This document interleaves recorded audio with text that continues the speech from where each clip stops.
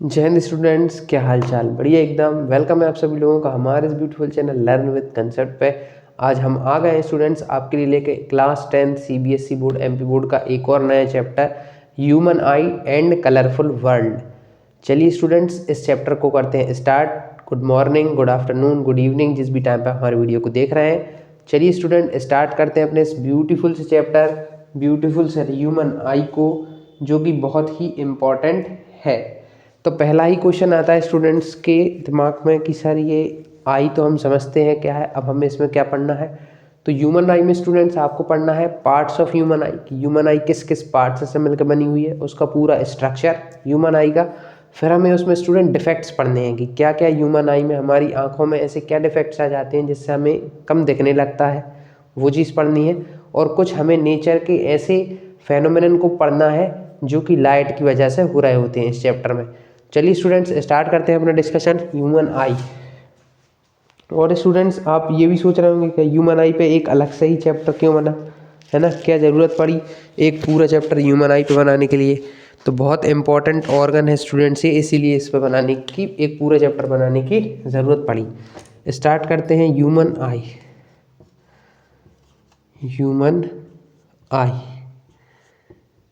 आप तो समझते ही होंगे आई की क्या फंक्शन है। अगर आई नहीं होती तो हम हमारे आसपास के ब्यूटीफुल वर्ल्ड को देख नहीं पाते, हमारे पास कौन से ऑब्जेक्ट हैं उनको हम नहीं देख पाते। अगर आई होती ही नहीं तो क्या होता है स्टूडेंट्स, हम स्मेल के थ्रू फील तो कर सकते थे कि ये क्या चीज़ वो होगी, उसकी स्मेल्स है उसको टच करने पर, लेकिन एक्चुअली नहीं देख पाते, उसका शेप नहीं देख पाते कि वो किस शेप का है और कैसा वो दिखता है अगर ह्यूमन आई नहीं होती। तो ह्यूमन आई एक ऐसा ऑर्गन है, ऐसा मोस्ट वैल्यूएबल ऑर्गन है जो कि हमें हमारे आसपास की चीज़ों को देखने में मदद करता है स्टूडेंट्स। तो it is a most valuable organ, most valuable, most valuable and sensitive, light sensitive, light sensitive एक ऑर्गन है, light sensitive, sensitive organ which helps us to see wonderful world, this wonderful world, which help us to see this wonderful world। इस शानदार world को देखने में हमारी मदद कौन करता है, हमारा ही एक ऑर्गन जो कि लाइट सेंसिटिव है, कॉल्ड ह्यूमन आई, वंडरफुल वर्ल्ड। तो ये तो था स्टूडेंट्स ह्यूमन आई का इंट्रोडक्शन जो कि हमें आपको देना था।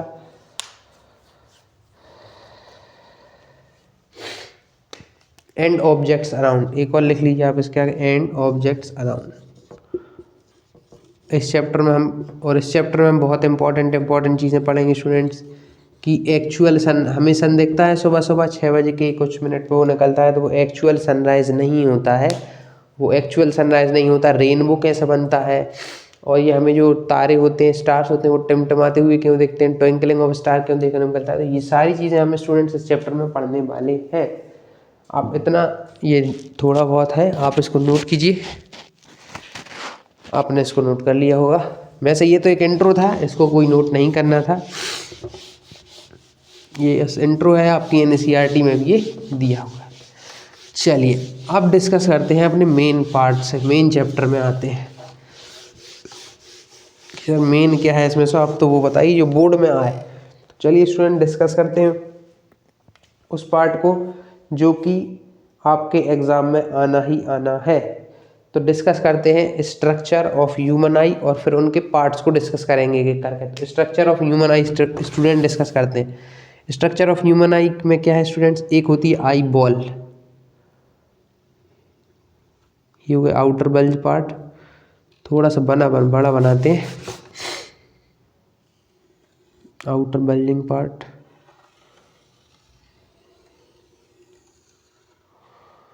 ये हो गया।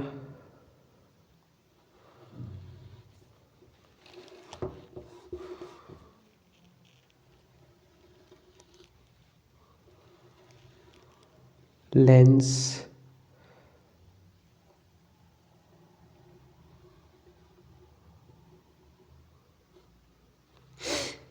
ये हो गया लेंस, ये हो गई डबल लेयरिंग इसकी।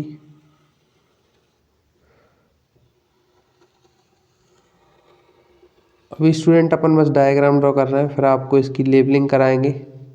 इस लेबलिंग में आपको कुछ ऐसे पॉइंट्स देखने को मिलेंगे जो कि आपके हो सकता है आपके एग्ज़ाम में आ जाए ह्यूमन आई ड्रॉ करने को, तो आपको ड्रॉ भी करनी पड़े, है ना। तो आप इसकी लेबलिंग बड़े अच्छे से देखिएगा।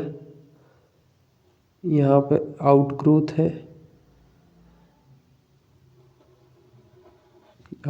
से है ना। तो ये हमारा है ह्यूमन आई का। यहाँ पे कुछ मसल्स हैं और यहाँ पे कुछ मसल्स हैं, इस तरीके से वी शेप मसल्स यहाँ पे लगी हुई हैं जो इस लेंस को होल्ड किए हुए हैं। चलिए आपको एक एक करके इसके पार्ट्स के बारे में लिखवाते हैं। वेरी इंपॉर्टेंट, इसके सारे पार्ट्स आपके लिए बहुत ज़्यादा इम्पोर्टेंस रखते हैं। अपन स्टार्ट करते हैं आगे से। तो स्टूडेंट ये एक ट्रांसपेरेंट हमारे आई का सबसे ऊपर वाला पार्ट जो होता है, जब हम आई को टच करते हैं, फील करते हैं, तो उसके ऊपर एक गोल पार्ट होता है आगे बाहर की तरफ निकला हुआ, जिसे हम कहते हैं कॉर्निया। क्या कहते हैं? कॉर्निया। ये आउटर पार्ट होता है, आउटर पार्ट कॉर्निया। कॉर्निया हो गया। ये कैसा होता है? ट्रांसपेरेंट होता है। ट्रांसपेरेंट मतलब जिसके आर पार देख लेते हो वो होता है ट्रांसपेरेंट। तो ट्रांसपेरेंट होता है कॉर्निया। इससे अंदर स्टूडेंट बिहाइंड कॉर्निया जाए तो आयरिस होते हैं। आयरिस जो कलरफुल पार्ट ऑफ द आई होता है वही होता है आयरिस। जो हमें दिख रहा होता है ना आई के अंदर थोड़ा सा ब्लैक ब्लैक, किसी के अंदर ब्राउन जो होता है वो दिख रहा होता है, फिर उसके अंदर एक छेद होता है, छोटा सा छेद दिख रहा होता है। तो उस छेद के सराउंडिंग में जो हमें ब्लैक या किसी का ब्राउन कलर होता है वो इस आयरिस का ही होता है। आयरिस के बाद ये होता है प्यूपिल। प्यूपिल वो पार्ट है जहाँ से लाइट अंदर जाती है। प्यूपिल वो पार्ट है जहाँ से लाइट अंदर जाती है। प्यूपिल हो गया। ये रहा lens, crystalline lens. CRYSTALLIN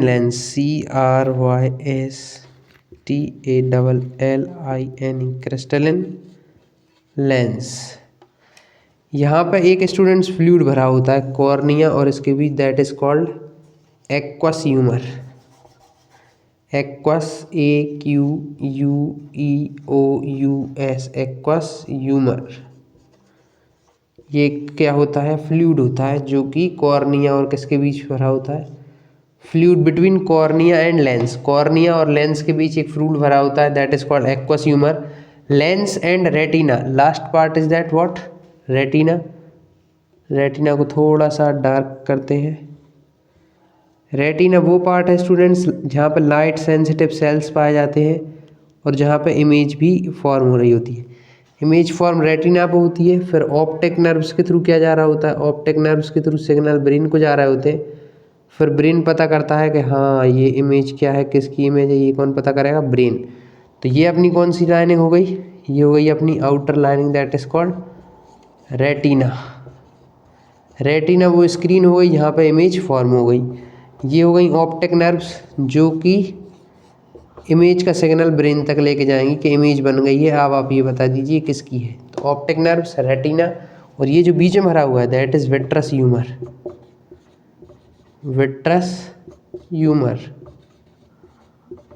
vitreous humour ये भी एक फ्लूइड है। एक तो एक्वस ह्यूमर एक फ्लूइड है, एक है विट्रस ह्यूमर। आप इस डायग्राम को ड्रॉ कर लीजिए स्टूडेंट्स। वेरी इंपॉर्टेंट डायग्राम, आपके एग्जाम में एज इट इज ड्रॉ करने के लिए आ सकता है। कॉर्निया सबसे आउटर पार्ट है जो कि ट्रांसपेरेंट है, कॉर्निया। फिर उसके बिहाइंड जाए तो आयरिस है। आयरिस जो कि है ना, जो कि कलरफुल पार्ट ऑफ द आई होता है। फिर उसके बाद प्यूपिल होता है जहाँ से लाइट एंटर कर रही होती है, प्यूपिल के बाद स्टूडेंट्स आता है हमारा क्रिस्टलिन लेंस जो कि कॉन्वेक्स लेंस होता है। कौन सा लेंस होता है? कॉन्वेक्स लेंस होता है, कॉन्वेक्स लेंस। अच्छा एक चीज़ और रह गई, सीलियरी मसल्स।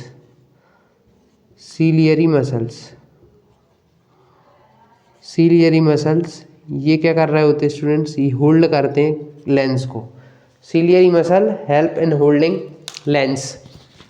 सीलियरी मसल्स फिर विट्रस ह्यूमर के पीछे रेटिना वो स्क्रीन है जहाँ पे इमेज बनती है, और एक्वस ह्यूमर जो है वो लेंस एंड कॉर्निया के बीच है aqueous humour, lens and retina के बीच है विट्रस ह्यूमर। नोट कर लीजिए स्टूडेंट्स, फिर आपको एक एक करके इनके फंक्शंस लिखवाते हैं। चलिए स्टूडेंट्स, इसको करते हैं रब, और अब एक एक करके डिस्कस करते हैं।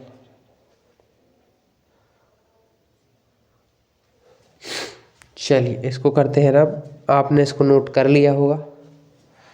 चलिए अब एक एक करके इनके फंक्शंस डिस्कस करते हैं।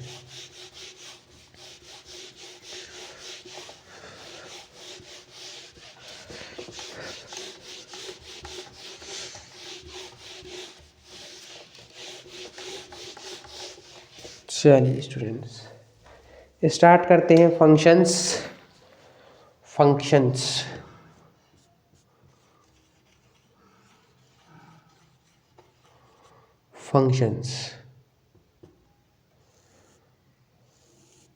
पहला फंक्शन देखना है हमें, cornea.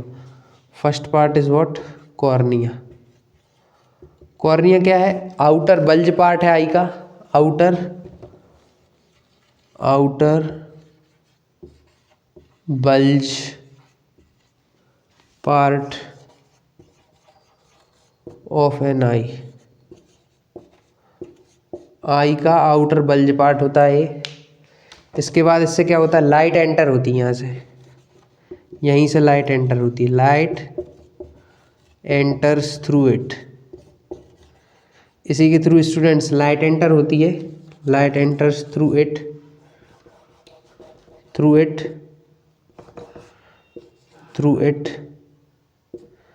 And maximum refraction takes place. Maximum refraction takes place, और यहीं पे मैक्सिमम रिफ्रैक्शन भी होता है, maximum refraction take place. Cornea क्या होता है? सबसे आउटर बल्ज पार्ट होता है। आप आपकी आई पे फील करिए तो आपके आई के ऊपर एक बल्ज पार्ट दिखता है, बाहर निकला हुआ पार्ट दिखता है, वही कॉर्निया होता है। ये ट्रांसपेरेंट होता है, मैंने आपको लेबलिंग में ही बताया ये ट्रांसपेरेंट होता है। लाइट इसी के थ्रू एंटर होती है, लाइट एंटर्स थ्रू कॉर्निया के थ्रू एंटर होती है, एंड फिर then maximum refraction takes place. इसी के थ्रू कॉर्निया में ही मैक्सिमम रिफ्रैक्शन हो रहा होता है, लाइट आती है तो रिफ्रैक्ट होती है कॉर्निया के थ्रू। स्टूडेंट्स अगला है अपना बी, अभी तो ए ही हुआ है, बी है अपना आयरिस का क्या है फंक्शन? आप कॉर्निया का नोट कीजिए, फिर आपको आयरिस का भी लिखवाते हैं।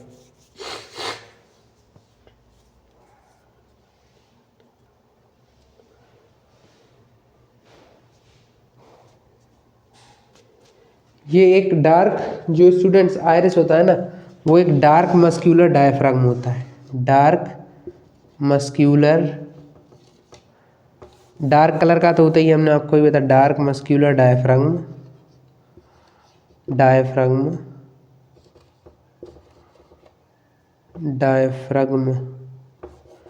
डार्क मस्क्यूलर डायफ्राम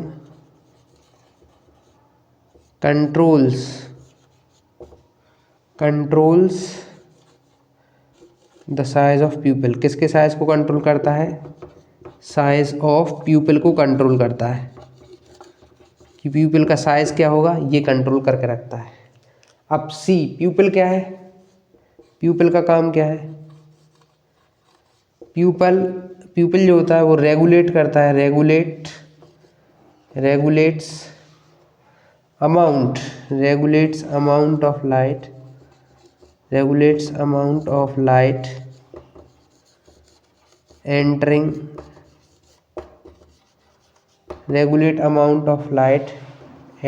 आई।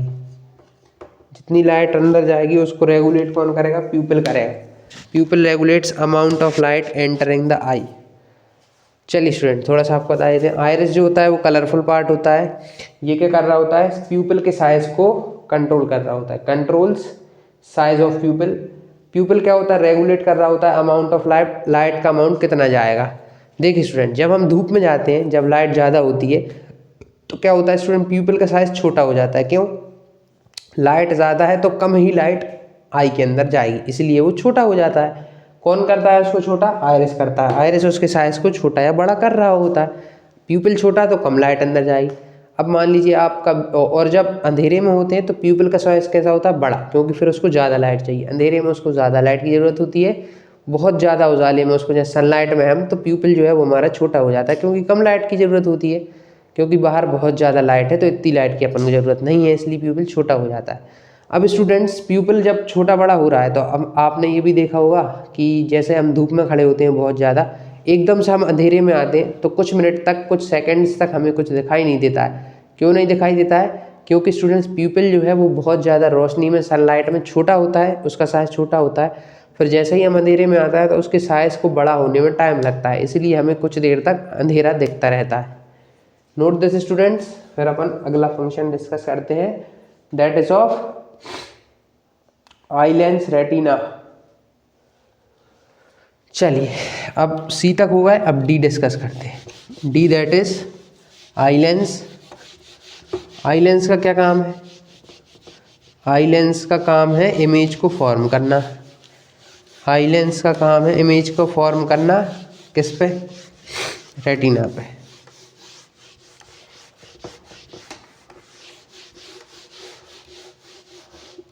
चलिए, थोड़ा सा आई लेंस के बारे में डिस्कस करते हैं। Eye lens,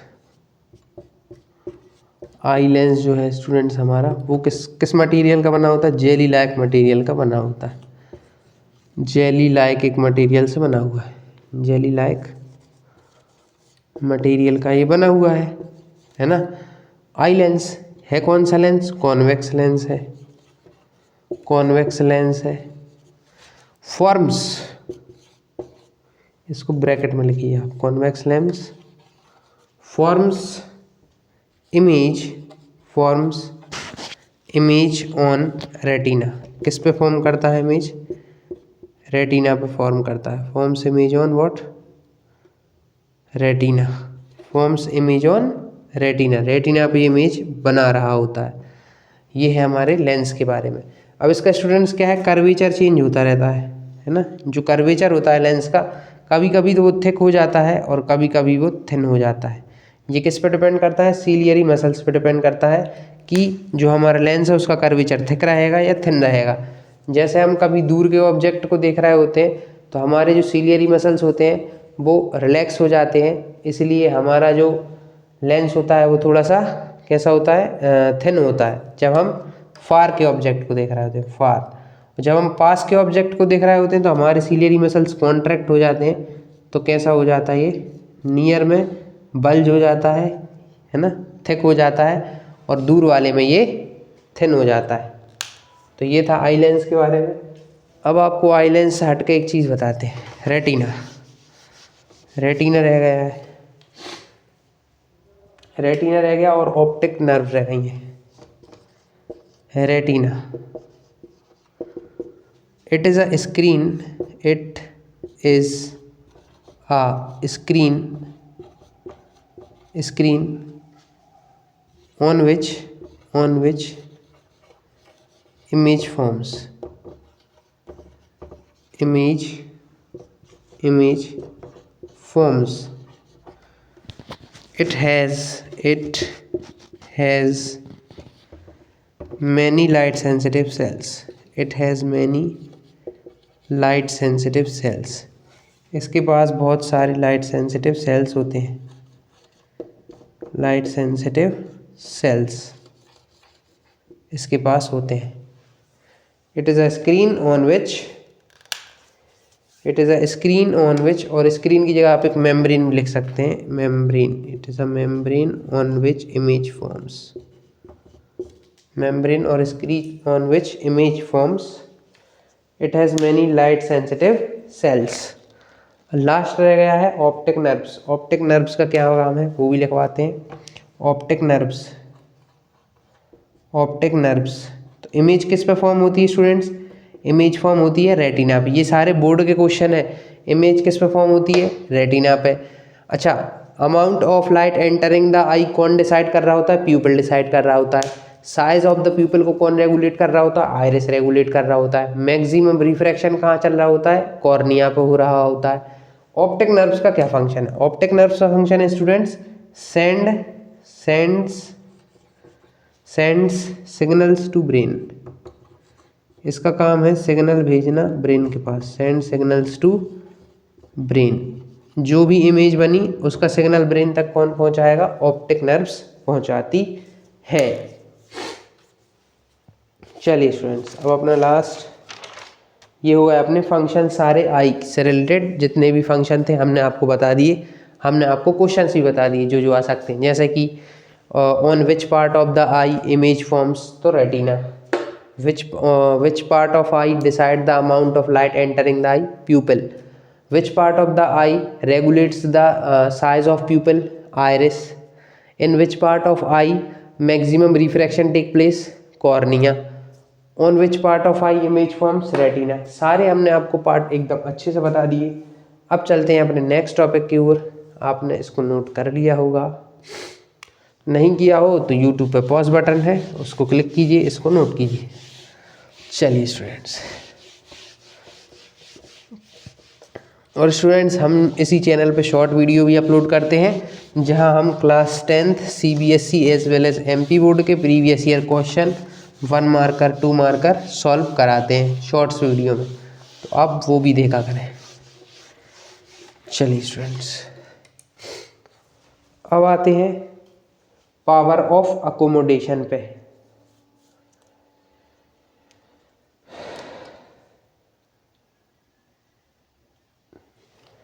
power of accommodation next topic है students, power of accommodation. Power of accommodation, accommodation इसका क्या मतलब होता है? इसका मतलब होता है कि लेंस कर्वेचर, लेंस का जो कर्वेचर है मैंने आपको अभी बताया कौन चेंज करता है, सीलियरी मसल चेंज करते हैं। तो lens curvature changed by ciliary muscles, and जब कर्वेचर चेंज होता है तो क्या चेंज होती है, फोकल लेंथ। क्या चेंज होती है, फोकल लेंथ चेंज होती है। तो हम इसको देखते हैं। लेंस, ये उसकी डेफिनेशन तो नहीं है, उसका इंट्रो ही समझ लीजिए आप। लेंस का हम आपको डेफिनेशन लिखवाएंगे अभी कुछ ही देर में। Lens curvature changes, lens curvature changes by ciliary muscles, changes by what, ciliary muscles, ciliary muscles. This led to change, this led to change in what, focal length. इस कर्वेचर के change में ही, इस curvature के change में होने के वजह से ही फोकल लेंथ चेंज होती है। क्या चेंज होती है, फोकल लेंथ। और इस फोकल लेंथ के चेंज को ही हम क्या कहते हैं, the ability of lens to change its, the ability of lens to adjust its focal length is called accommodation. ये रही डेफिनेशन आपके लिए। The ability,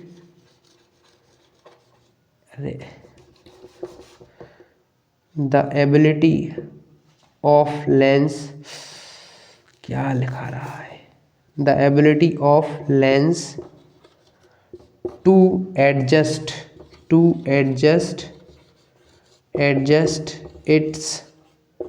its focal length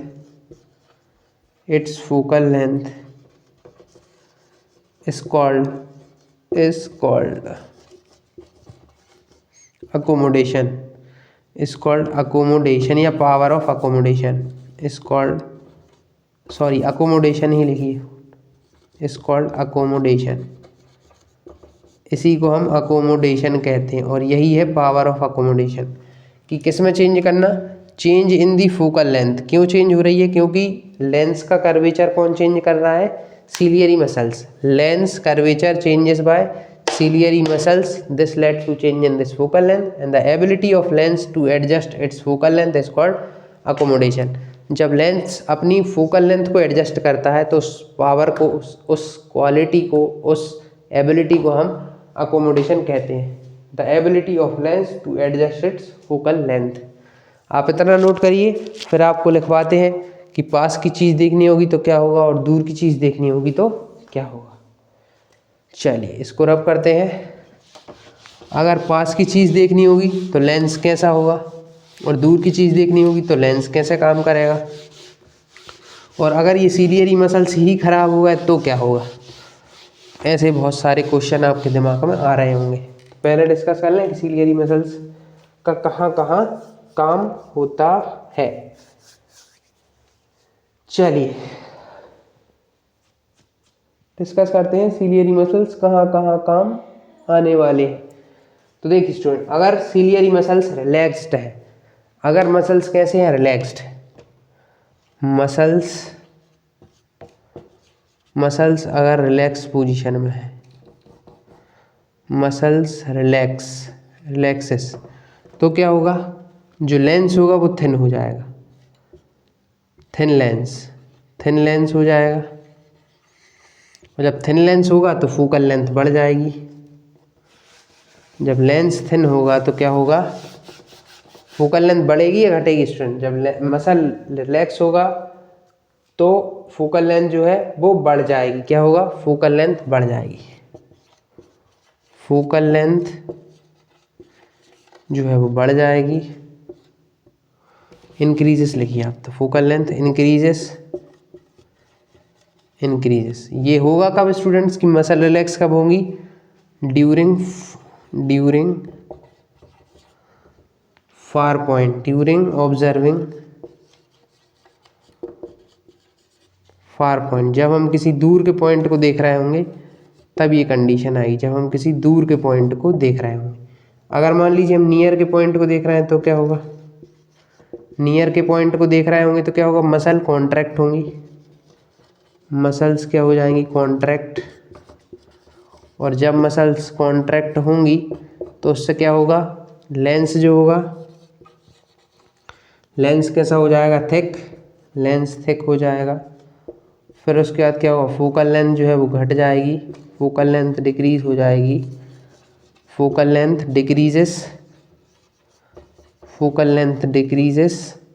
decrease होगी तो क्या होगा, डिक्रीज होगी बस, है ना, फोकल लेंथ डिक्रीज हो जाए। इतना आप नोट कीजिए कि जब हम दूर की चीज़ देखते हैं तो लेंथ पतला हो जाता है, लेंस थिन हो जाता है, फोकल लेंथ बढ़ जाती है।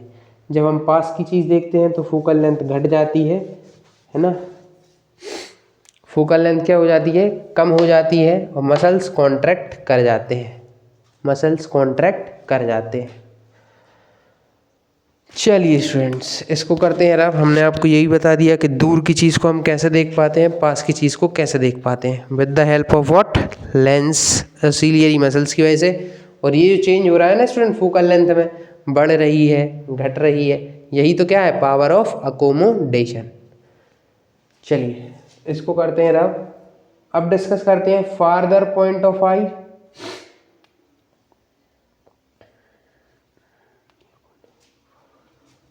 चलिए अब 2 पॉइंट और रह गए हैं, वो और छोटे छोटे डिस्कस कर कि हमारा नियरेस्ट पॉइंट ऑफ आई क्या है, least distinct point,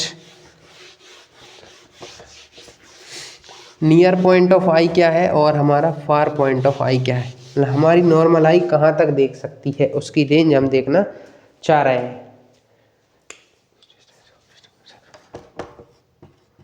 least distance of distinct vision, distinct मतलब clear vision, distinct vision, least distance of distinct vision को हम डिस्कस कर रहे हैं। इसको हम near point of eye also कहते हैं, नियर पॉइंट ऑफ आई भी इसी को कहते हैं। क्या कहा जाता है इसको, नियर पॉइंट ऑफ आई भी कहा जाता है। नियर पॉइंट ऑफ आई कितना होता है, 25 सेंटीमीटर होता है।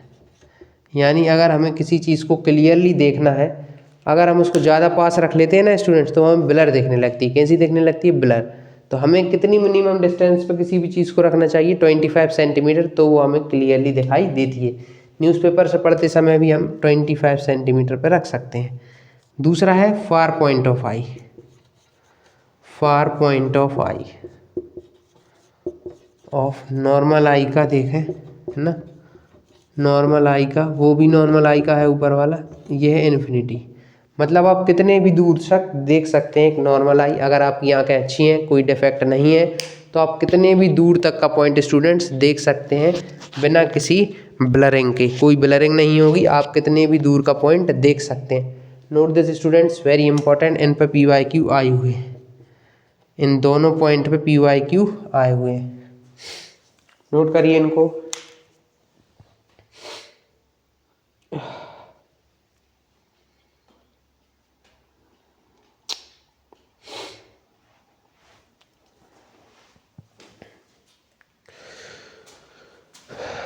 चलिए स्टूडेंट्स, इसको करते हैं अब डिस्कस करते हैं defects of vision. Defects of vision को डिस्कस करने पहले से एक और डिफेक्ट है, उसको डिस्कस करते हैं, दैट इज़ कैटरेक्ट। कैटरेक्ट कैसे हो जाता है? कैटरेक्ट कैसे हो जाता है, जो कि ऑपरेशन से ही सही होता है। कैटरेक्ट में क्या हो जाता है स्टूडेंट्स? कैटरेक्ट एक प्रॉब्लम है ना, एक डिफेक्ट है आई का ही कैटरेक्ट। इसमें क्या होता है? इसमें eye lens becomes milky, becomes milky led to partial or complete loss of vision। इससे क्या होता है? या तो पूरा ही दिखना बंद हो जाता है या धुंधला दिखाई देने लगता है। तो ये क्या होता है? कैटरेक्ट। इसमें क्या होता है कि जो आई लेंस होता है वो मिल्की हो जाता है बहुत ज़्यादा, जैसे क्रिस्टलन अभी बहुत अच्छा है, कड़क है, लेकिन बाद में कैसा हो जाता है? मिल्की हो जाता है। तो इसका फिर करेक्शन क्या होता है ना, जब इसमें हमें दिखाई नहीं दे रहा है, हमें धुंधला दिखाई देने लगा, क्योंकि हमारा आई का लेंस बेकार हो गया। कैटरेक्ट में क्या ख़राब हो गया? लेंस ख़राब हो गया। तो इसका होता है कैटरेक्ट की आप सर्जरी कराइए, डायरेक्ट आपका ऑपरेशन ही होता है फिर इसके लिए आई का। तो कैटरेक्ट सर्जरी ये की जाती है फिर इसके लिए, तो सीधी कैटरेक्ट सर्जरी। कैटरेक्ट क्या होता है? जिसमें आई लेंस कैसा हो जाता है? मिल्की हो जाता है, बेकार हो जाता है, जिससे हमें या तो धुंधला दिखाई देने लगेगा या फिर हमारी कंप्लीट ही विजन चली जाएगी। तो इसका फिर सीधा एक ही होता है करेक्शन, कि आप सर्जरी कराइए आई की। चलिए स्टूडेंट, अब आते हैं अपने मेन डिफेक्ट्स पे, जो कि हमारे एग्जाम्स के लिए इम्पोर्टेंट है, बल्कि मोस्ट इम्पॉर्टेंट है, क्योंकि वहाँ से क्वेश्चन तो आएगा ही। अगर कहीं से ऑब्जेक्टिव आएगा तो वो पार्ट्स के थ्रू आएगा, है ना। ऑब्जेक्टिव अगर कोई आएगा तो आई के पार्ट्स से आएगा, जो कि मैंने आपको बता दी है। और गिने चुने पार्ट से ही आएगा। रेटिना से आ सकता है, या तो वो ये पूछेगा कि एक्वस ह्यूमर कहाँ होता है, तो बिटवीन लेंस एंड कॉर्निया। पूछ सकता है विट्रस ह्यूमर कहाँ होगा, तो बिटवीन लेंस एंड रेटिना। चलिए अब एक एक करके डिफेक्ट्स को डिस्कस करते हैं। चलिए स्टूडेंट, पहला डिफेक्ट जो है, डिफेक्ट्स ऑफ विज़न में पहला डिफेक्ट है, डिफेक्ट ऑफ विज़न में पहला डिफेक्ट है मायोपिया। पहला डिफेक्ट कौन सा है? मायोपिया। तो इसमें हमें स्टूडेंट्स 4-5 पॉइंट डिस्कस करने पड़ेंगे। पहला, मायोपिया की डेफिनेशन। क्वेश्चन आएगा तो आपसे वो 3-4 चीज़ें पूछेगा व्हाट इज़ मायोपिया, है ना। Describe it with the help of its diagrams. देन वो आपसे कहेगा कि इसके आप कॉजेस बताइए, और फिर कहेगा आप इसकी रेमेडी भी बताइए। तो 4-5 पॉइंट आपको इसमें पढ़ने हैं। मायोपिया, इसको हम नियर साइटेडनेस भी कहते हैं, नियर साइटेडनेस। इसमें स्टूडेंट्स क्या होता है? पास का तो दिखाई दे रहा होता है। नियर साइटेडनेस इसीलिए कह रहे हैं। इसमें क्या होता है? पास का तो दिख रहा होता है, लेकिन दूर का दिखाई नहीं दे रहा होता। पास का दिख रहा होता है, दूर का दिखाई नहीं दे रहा होता है। तो इन दिस डिफेक्ट, ये डेफिनेशन लिखवा रहा हूँ मैं आपको। In this defect a person can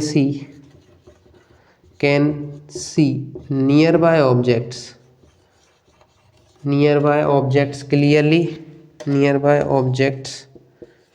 clearly,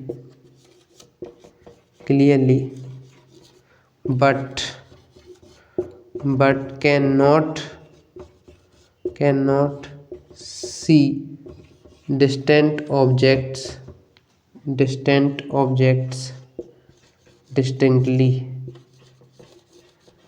यानी कि इसका क्या मतलब है कि पास के ऑब्जेक्ट तो आई बड़े अच्छे से देख लेती है, लेकिन दूर के ऑब्जेक्ट को क्लियर तरीके से नहीं देख पाती। Can see near by object clearly but can not see distant object distinctly. उसको क्लियरली दूर के ऑब्जेक्ट दिखाई नहीं देंगे, पास का तो दिखेगा, जिसको मायोपिया होगा उसको पास का तो दिखाई देगा, लेकिन दूर का ऑब्जेक्ट बिल्कुल भी अच्छे से दिखाई नहीं देगा। Students note this definition. फिर आपको इसकी कॉज लिखवाते हैं, आपको इसका डायग्राम भी दिखाते हैं और इसका करेक्शन भी दिखाते हैं।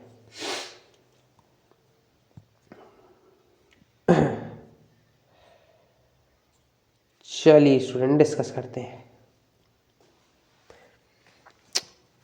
इसके कॉजेज डिस्कस करते हैं ना। आपने इसकी डेफिनेशन नोट कर ली होगी, इसको करते हैं रब नहीं, आपको इसके नीचे ही कॉजेज लिखवा देते हैं। कॉजेज इसके बड़े ही इजी हैं, excessive curvature of eye lens हो जाना, एलोंगेशन ऑफ आई लेंस हो जाना। कॉजेज इसके दो ही हैं, कर्वेचर ज़्यादा हो जाना, excessive curvature of eye lens,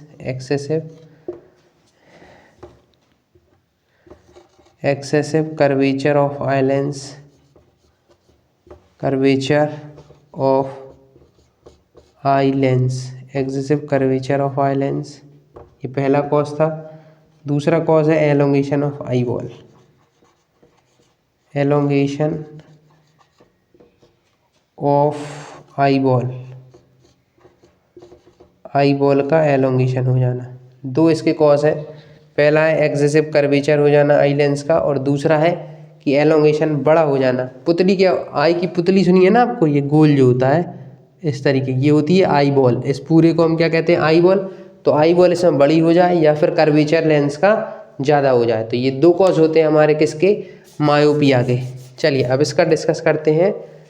आप इनको नोट कर लीजिए, कॉजेस लिखवा दिए हमने आपको हमने डेफिनेशन लिखवा दी। अब इसका आपको डायग्राम दिखाते हैं।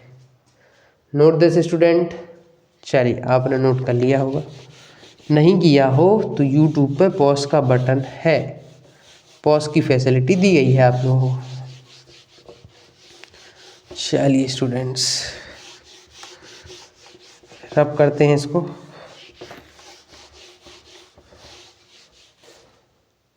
अब डिस्कस करते हैं इसका डायग्राम, या पहले इसका करेक्शन और डिस्कस कर लेते हैं। पहले इसका डायग्राम डिस्कस करते हैं, जिससे आपको ये तो पता चले कि इसमें हुआ क्या। तो पहले हम डिस्कस करते हैं, एक आई बनानी पड़ेगी, वही आई बना लेते हैं। ये रहा लेंस, थोड़ा सा और इसको बड़ा करते हैं आगे वाले पार्ट को, जिससे आपको और अच्छे से क्लियर हो सके। जैसे मान लीजिए ये इसका फार पॉइंट है, वो जो है वो इसका फार पॉइंट है। तो यहाँ से रेज गई, एक रे गई, एक रे गई, ये रेज यहाँ से गई, एक रे गई स्ट्रेट गई तो स्ट्रेट ही निकल गई पूरी। अब ये जब रेस, ये जो कॉन्वेक्स लेंस होता है वो कन्वर्जिंग लेंस होता है, तो इसने इन रेस को क्या कर दिया, कन्वर्ज कर दिया और इमेज बन गई यहाँ पर रेटिना पे, तो हमें दिखाई दिया। तो ये जो पहला डायग्राम मैंने बताया, ये बताया आपको फार पॉइंट ऑफ, मतलब एक कोई भी मायोपिक आई होगी तो उसको यहीं इसी पॉइंट तक दिखाई देगा, मायोपिक आई का ये फार पॉइंट है, इस पॉइंट तक उन्हें दिखाई देगा। लेकिन इस पॉइंट से अगर हम आगे ले गए पॉइंट को तो क्या होगा, अब आपको डिफेक्ट समझ आएगा। ये हुई बड़ी सी डायग्राम, ये हो गया एक बड़ा सा लेंस। चलिए देखिए ध्यान से स्टूडेंट्स, ये हो गया बड़ा सा लेंस। अब अभी तो ये था फार पॉइंट, यहाँ से ये था फार पॉइंट, ये था फार पॉइंट। अब हम थोड़ा सा और इसको यहाँ ले गए, ये रहा हमारा ओ, ये हो गया हमारा ओ डैश। अब हम यहाँ से लाइन को पास करने वाले हैं स्टूडेंट्स, ध्यान से देखिएगा क्या होने वाला है, बहुत ही इंपॉर्टेंट काम होने वाला है।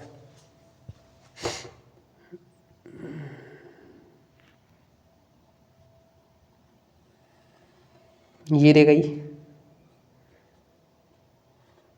अरे ज़्यादा नीचे हो गया, एक ये रह गई, 2 पैरेलल रेज गई, एक रे यहाँ से गई है। ठीक, इस वाले से ये रेज गई, ये इस वाले पॉइंट से रेज जा रही हैं ओ डैश से, हमने इस फार पॉइंट से भी पीछे लिया, तो क्या हुआ, ये रेज जो हुई वो कन्वर्ज हो गई यहीं पे। कहाँ पे कन्वर्ज हो गई, ये यहीं पे कन्वर्ज हो गई, रेटिना पे कन्वर्ज नहीं हुई, मतलब इमेज पहले ही बन गई। तो ये होता है students B, that is what, myopic eye. ये है आपका मायोपिक आई। ये डायग्राम आपको आ सकता है एग्जाम में बना हुआ मायोपिक आई का, ये वाला डायग्राम, ये बी वाला डायग्राम बना सकता है। पूछेंगे आपसे ये कौन सा डिफेक्ट है, इसके कॉजेस लिखिए, इसकी डेफिनेशन लिखिए और इसका करेक्शन लिखिए। ये डायग्राम एग्जाम में बना आ सकता है, आपसे वो कहेंगे इसके कॉजेस लिखिए, डेफिनेशन लिखिए और करेक्शन लिखिए।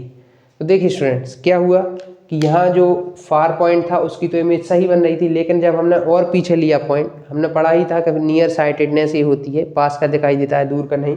तो दूर का पॉइंट लिया, पैरेलल रेज आई, उसने पहले ही कन्वर्ज कर दिया, पहले ही कन्वर्ज करके रेटिना से पहले ही इमेज बना दी। तो इसलिए ये हमको दिखाई नहीं दिया। क्यों? क्योंकि रेटिना पे बनी ही नहीं। रेटिना पे बनी होती तो ऑप्टिक नर्व्स के थ्रू ब्रेन गई होती, ब्रेन गई होती तो हमें इमेज क्लियर हो जाती, लेकिन ये तो रेटिना पे बनी ही नहीं। तो क्या हुआ कि जो मैसेज था वो ब्रेन तक पहुंचा ही नहीं, और ब्रेन तक पहुंचा ही नहीं तो इमेज बनी ही नहीं। चलिए स्टूडेंट्स, तो इस वाले केस में क्या हुआ, image form behind retina, behind नहीं मतलब क्या बोलेंगे इसको, image form in front of retina. Image कहाँ फॉर्म हुई है इस वाले केस में,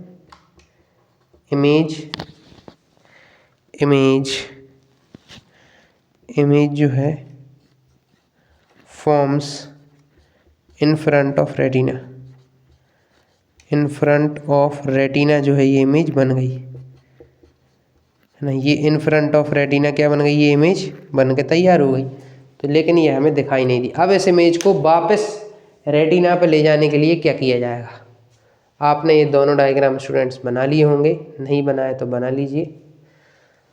यूट्यूब पे पॉज का बटन है, उसको क्लिक करके आप बना सकते हैं। अब डिस्कस करते हैं करेक्शन कि करेक्शन क्या होगा।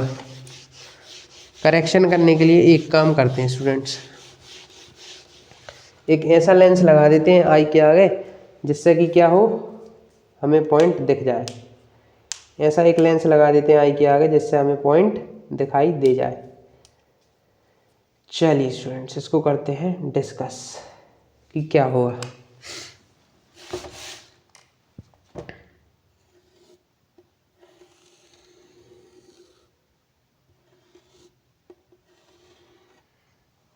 ये रहा वो पॉइंट जो हमें नहीं दिखाई दे रहा था, ये रहा वो पॉइंट जहाँ तक हमें दिखाई दे रहा था, O dash.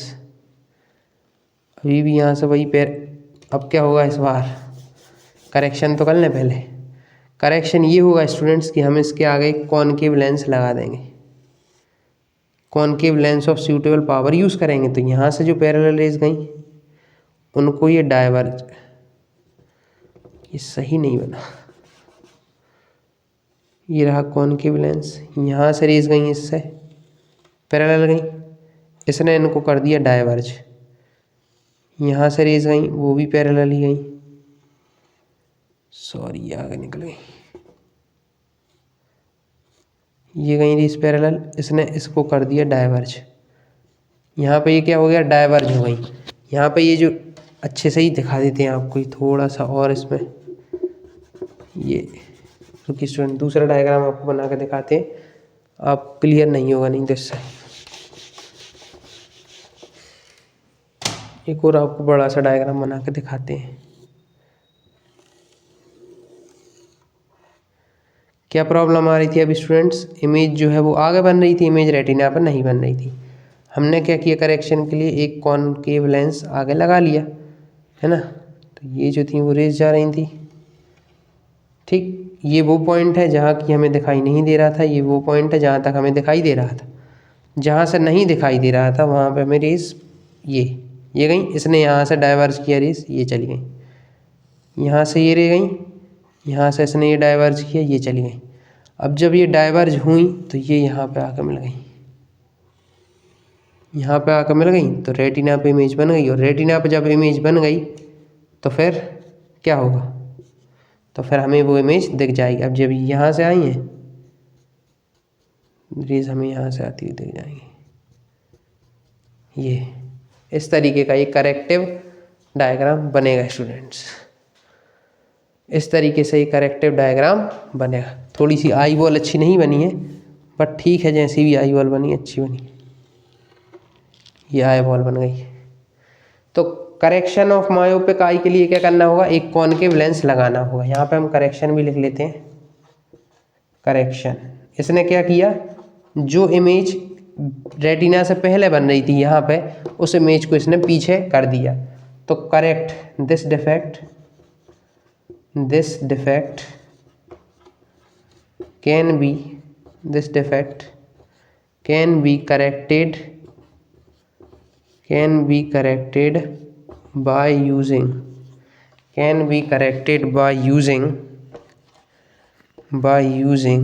concave lens of suitable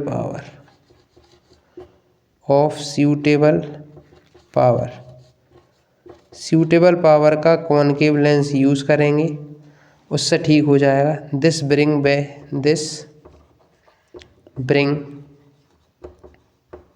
image back to retina. ये क्या करेगा, इमेज को वापस रेटिना पे ले जाएगा। इमेज बैक टू रेटिना, कहाँ वापस ले जाएगा, रेटिना पे वापस ये इमेज को लेकर चला जाएगा। नोट दिस स्टूडेंट, आप इसको नोट कर लीजिए।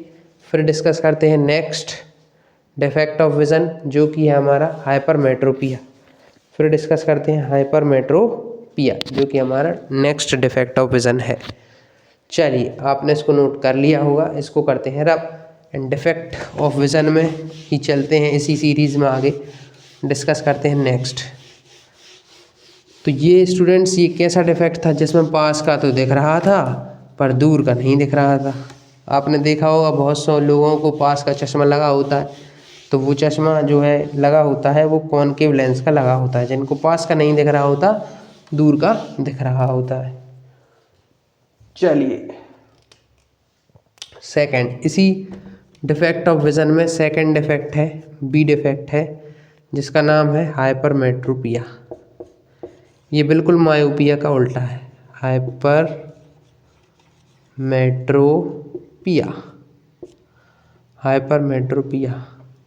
पिया पिया ओ पिया ओ ओ पिया पिया ओ पिया। चलिए, इस पिया पिया ओ पिया की ही सीरीज में डिस्कस करते हैं हाइपरमेट्रोपिया। इसमें क्या होता है, इसको हम फार साइटेडनेस कहते हैं। फार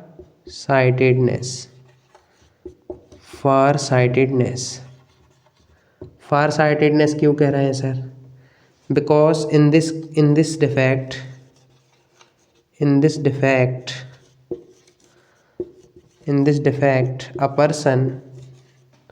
a person can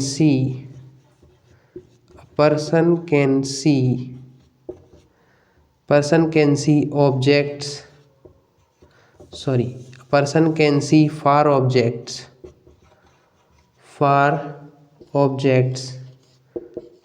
objects clearly or distinctly but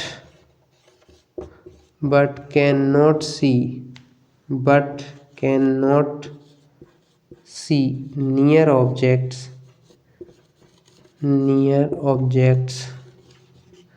clearly। जैसा कि इसका नाम ही बता रहा है कि ये फार साइटेडनेस है, तो इसमें जो पर्सन होगा डिफेक्ट वाला, वो दूर की चीज़ों को तो अच्छे से देख लेगा, लेकिन पास की चीज़ों को अच्छे से नहीं देख पाएगा स्टूडेंट्स। तो ये होता है फार साइटेडनेस, जिसमें स्टूडेंट्स जो हमारा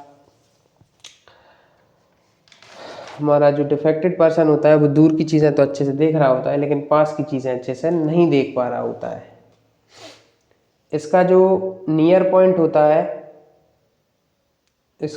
पॉइंट होगा वो 25 सेंटीमीटर ज़्यादा होगा।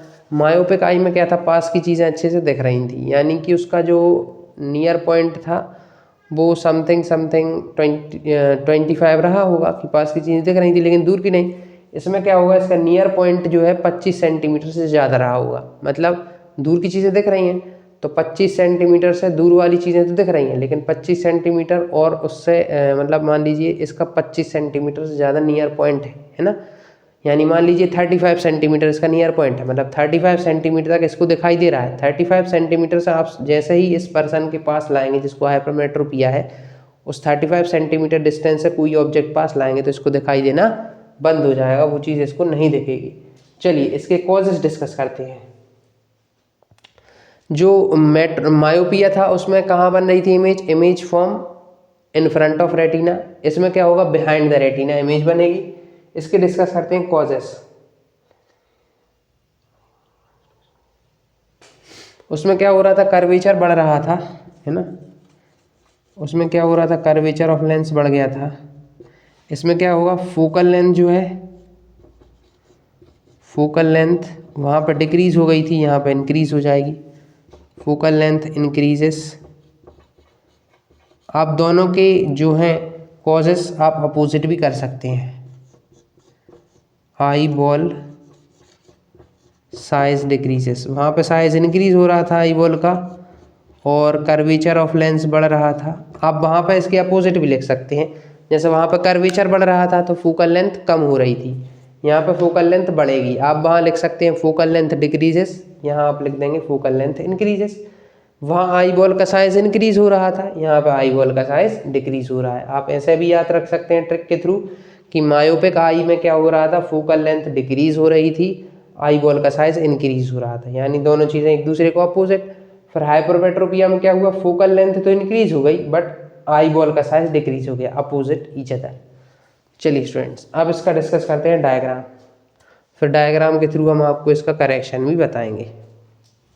नोट दिस स्टूडेंट, नोट कर लीजिए। आपने इसको नोट कर लिया होगा। चलिए इसके अब डायग्राम देखते हैं कि इसका नियर पॉइंट कहाँ है। इसका नियर पॉइंट हम पता करेंगे, फिर हम हाइपरमेट्रोपिक आई देखेंगे कि भैया जब हमने पास का देखा उससे तो हमें दिखा नहीं, और फिर हमने कौन सा लेंस लगाया है इसमें करेक्शन के लिए। चलिए पहला वाला डायग्राम डिस्कस करते हैं। ज़्यादा छोटा भी ना हो। ये रहा हमारा ओ, ये क्या रहा, नियर पॉइंट ऑफ ए, इसलिए डिस्कस कर रहे हैं कि ये नियर पॉइंट है। नियर पॉइंट ऑफ हाइपरमेट्रोपिक आई,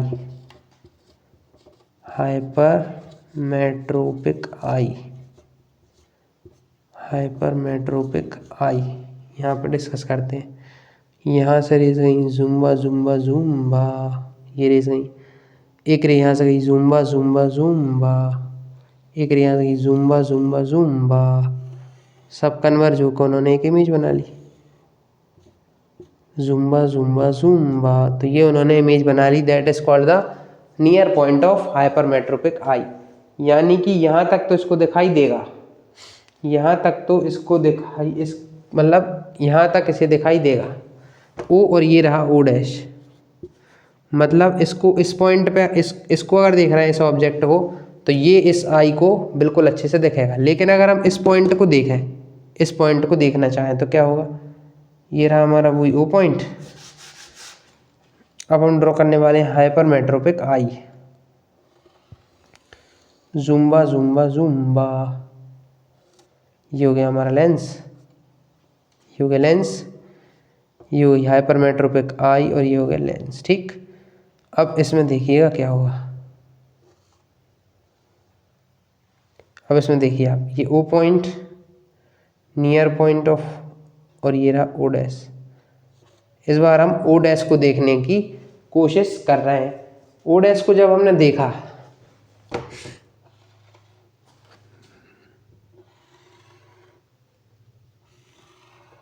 ये रेस पहुंची, ये रे एक सीधी आई। तो स्टूडेंट्स क्या देखने को मिला कि जो इमेज थी वो बिहाइंड द आई फॉर्म हो गई। इस केस में क्या हुआ, इमेज फॉर्म बिहाइंड द आई। यहाँ तक इस पॉइंट पे थे, ये क्या था, नियर पॉइंट ऑफ हाइपरमेट्रोपिक आई था, यानी कि इस पॉइंट तक इसको दिखाई दे रहा था। इससे पास अगर हम ले गए तो दिखना बंद हो गया। क्यों, ये बी केस जो है वो है हाइपरमेट्रोपिक आई का, हाइपरमेट्रोपिक आई। इस केस में हुआ क्या, इस केस में क्या हुआ आपको वो लिखवाते हैं, image forms behind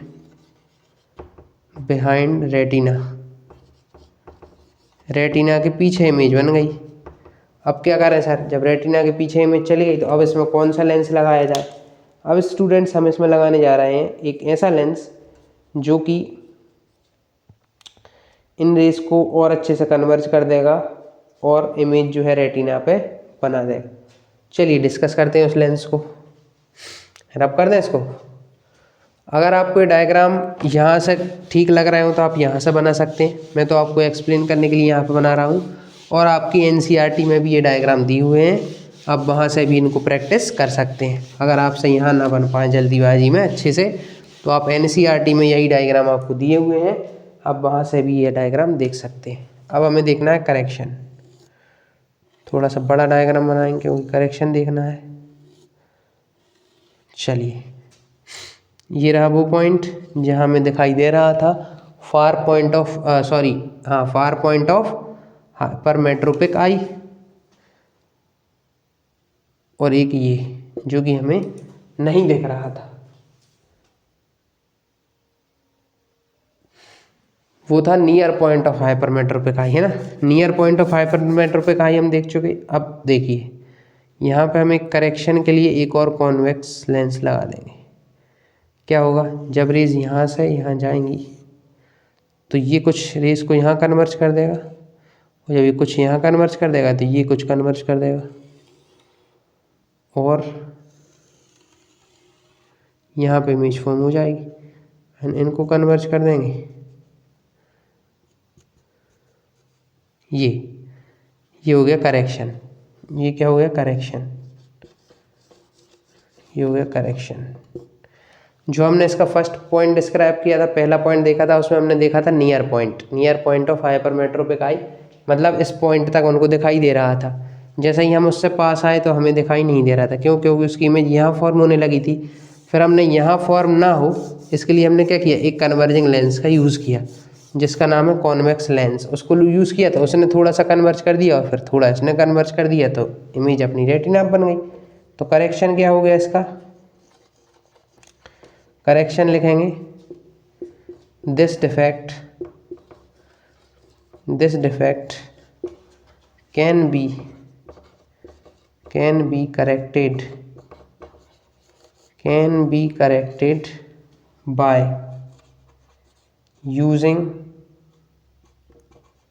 by using convex lens of suitable power।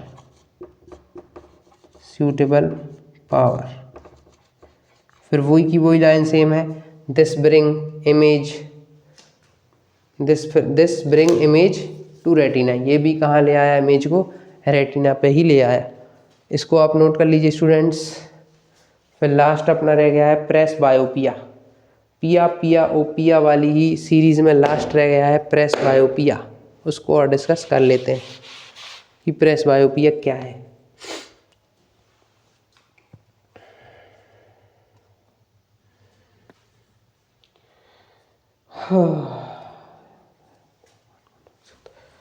चलिए student,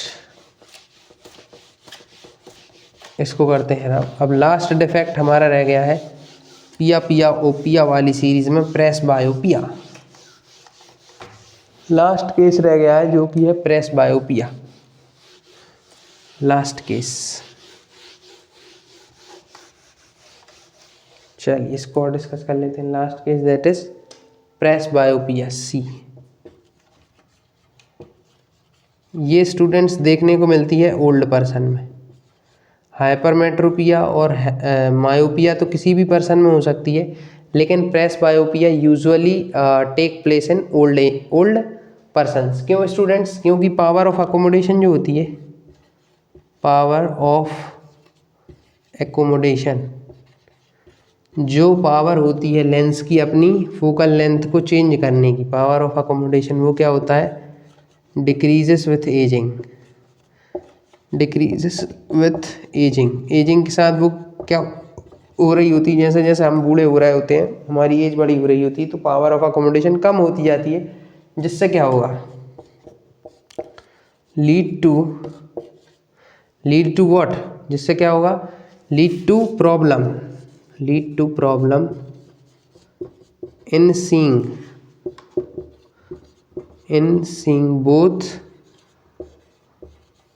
both near as well as far objects,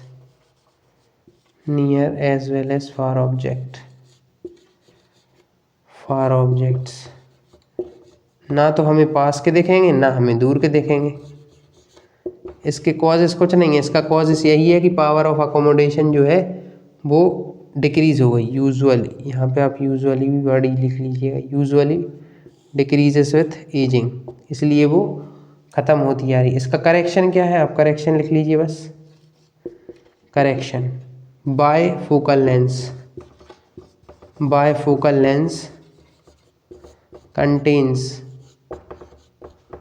contains both concave and convex